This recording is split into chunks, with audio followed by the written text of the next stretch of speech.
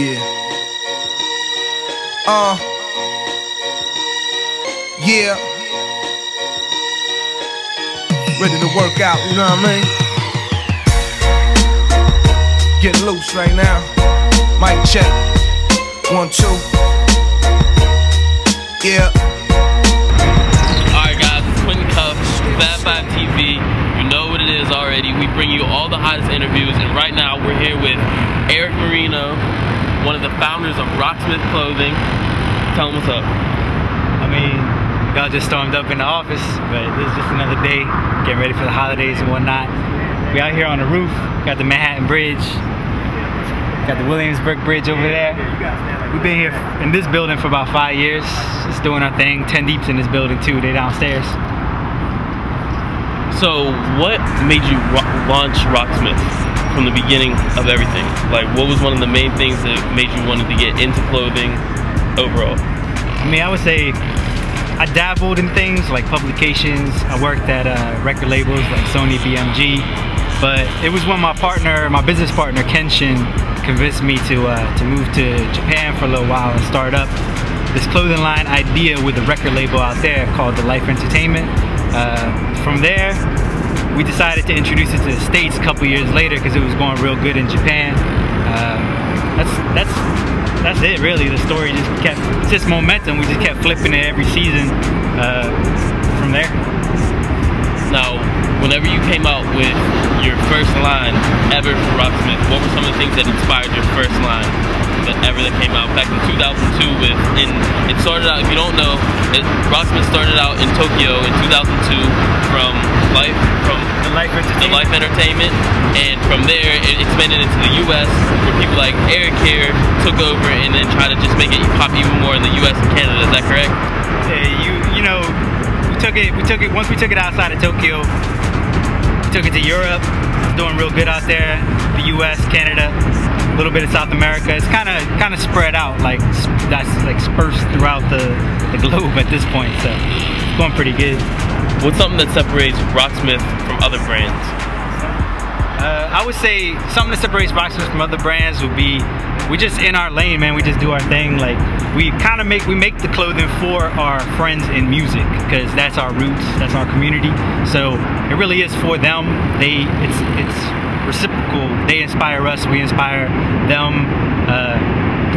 I don't know. I mean, I leave that up to the person who's putting it on to really decide like what makes it different, because everybody wears it a different way. Yeah, you know? It's like style's personal. Not for me to say what you should wear. It's however you gonna flip it. What's the brand philosophy of Rocksmith? The brand philosophy of Rocksmith, I would say, is all around the world the same song, and that pretty much summarizes that like our team represents like 4 or 5 continents. You know, we got our partners in Japan, we got our office here in New York. Kind of all on the same vibe. We're all inspired by hip-hop culture primarily. So that's what I mean when I say all around the world the same song. It's like we all grew up on the same, like our generation with media technology, we all grew up on the same thing. We may not have grown up in the same like type of households, but it's our culture regardless. It's something that's a little bit deeper than just like borders anymore. Like it's really all the same now. Like you see that when you go to Europe, you see it when you go to Japan, you see it anywhere in the States. It's all unified now within a culture. The name Rocksmith came from DJ Master Key.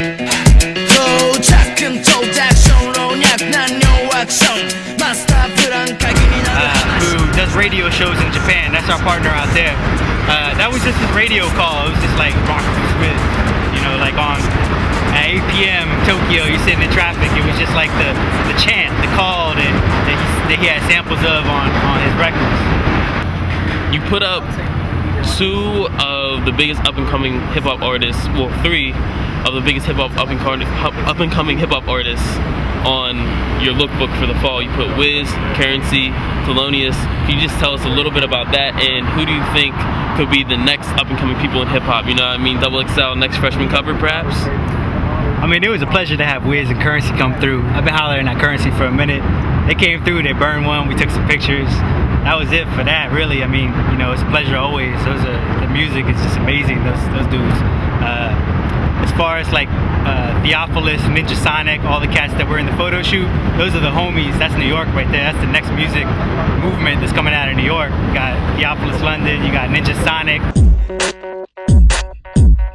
What nigga? What nigga? Then we got our cats from DC that I think gonna make the freshman cover, EXO. If you ain't heard them, check them out. Who else? I'm gonna say, what's cat from Nipsey Hussle from LA? He's making a lot of noise. He's pretty dope.